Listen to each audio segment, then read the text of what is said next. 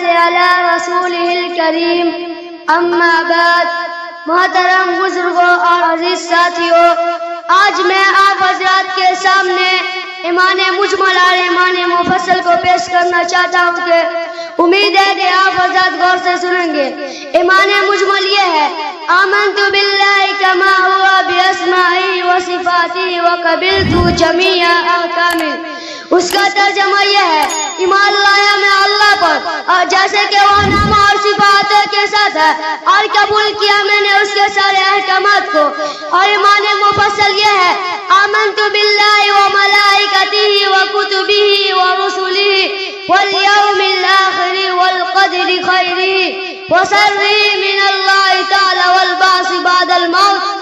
ایمان لایا میں اللہ پر اور اس کے فرشتوں پر اور اس کے کتابوں پر اور اس کے رسولوں پر اور قیامت کے دن پر اور اس کے باتوں پر کہ اچھا برا سب خدا تعالیٰ کی طرف سے ہے. اور ایمان لایا میں مرنے کے بعد دوبارہ زندہ ہونے پر. یہ تفصیلی ایمان ہے. ہر مسلمان کے لیے پکا سچا مومن بننے کے لیے ان باتوں پر ایمان لانا اور یقین رکھنا ضروری ہے. اللہ تعالیٰ ہم سب کو ایمان کا عمل نصیب فرمائے. آمین.